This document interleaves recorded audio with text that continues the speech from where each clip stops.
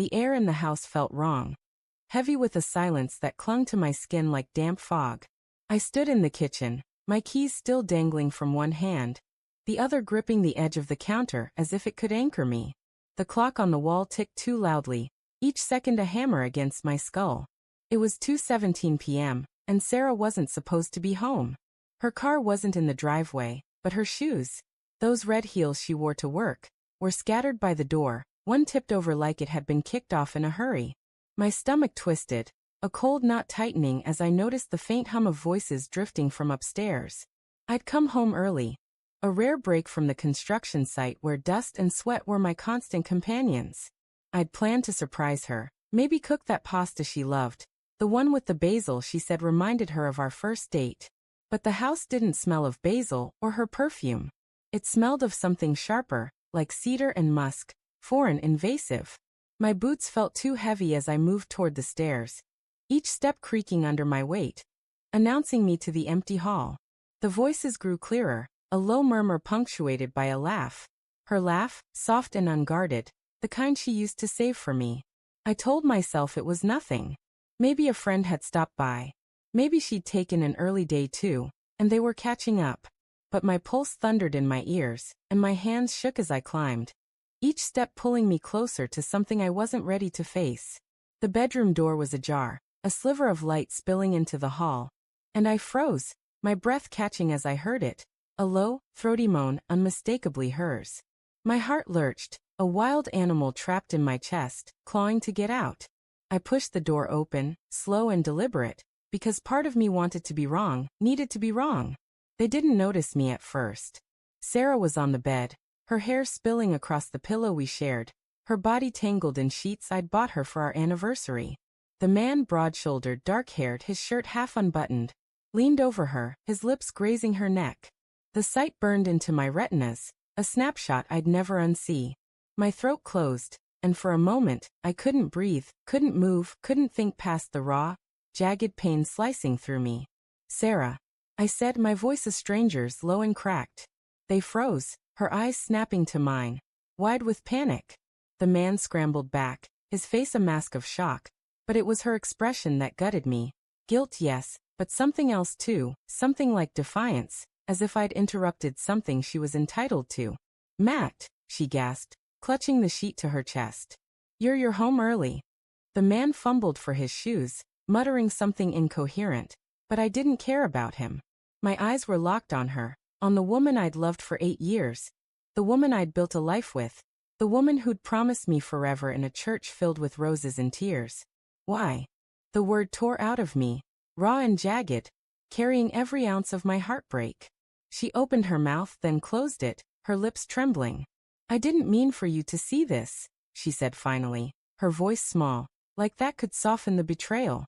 The man was at the door now, trying to slip past me, but I grabbed his arm, my grip tight enough to bruise. "Who are you?" I demanded, my voice shaking with rage I could barely contain. "Matt, don't," Sarah pleaded, scrambling out of bed, the sheet trailing behind her like a ghost. "This is Ryan. He's just a friend." "A friend?" I laughed, a bitter, hollow sound that echoed in the room. "You don't fuck your friends, Sarah."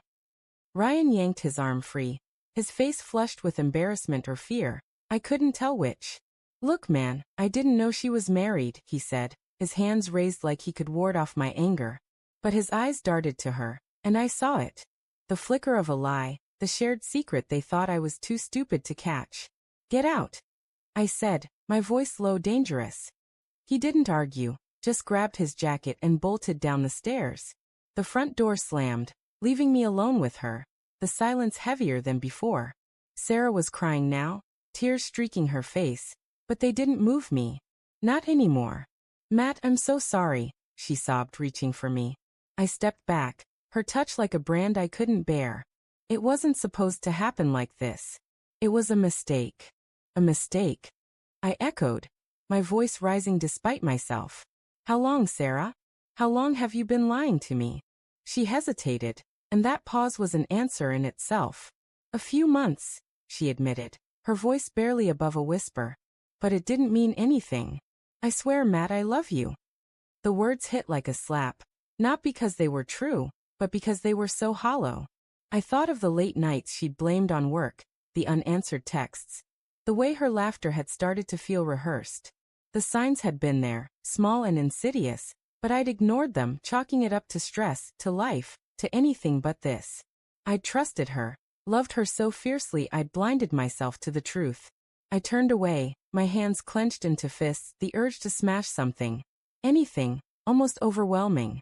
The room felt too small, the walls closing in, the air thick with her perfume and his cologne.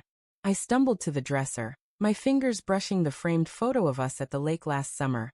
Her smile wide and unguarded, mine full of hope. I wanted to hurl it against the wall, watch it shatter like my trust, but I couldn't move. "Matt, please," she said, her voice breaking. "Talk to me. We can fix this." Fix this. I spun to face her, my anger boiling over. "You broke us, Sarah. You broke me." My voice cracked, and I hated how vulnerable it made me sound. How much I still wanted her to explain it away, to make it all a nightmare I could wake from. She sank onto the bed, her shoulders shaking with sobs, but I couldn't comfort her. Not when every fiber of me screamed with betrayal. I thought of the nights I'd spent planning our future. Kids, a house by the coast, growing old together. All of it was ash now, scattered by her choices. Then I saw it. Her phone, half buried under the sheets, the screen still lit. I grabbed it before she could stop me, my fingers trembling as I swiped it open. She hadn't changed her password. The messages were right there, a thread with Ryan that stretched back months. I scrolled, each word a fresh wound, flirtations, plans, promises. "I can't stop thinking about you," she'd written just yesterday. "Matt's working late again. Come over." My vision blurred, not with tears but with rage. I looked at her, and she shrank under my gaze, her face pale.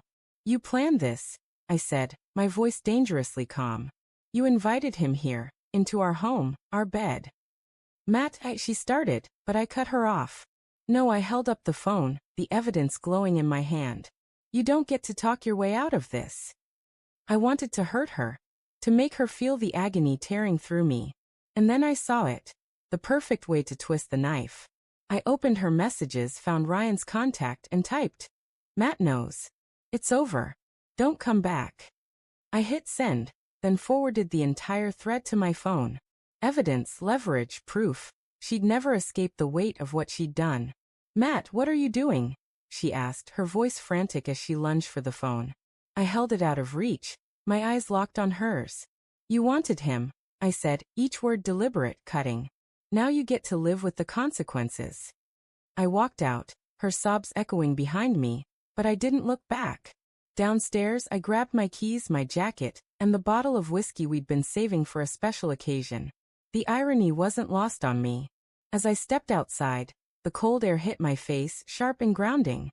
I didn't know where I was going, but I knew I couldn't stay.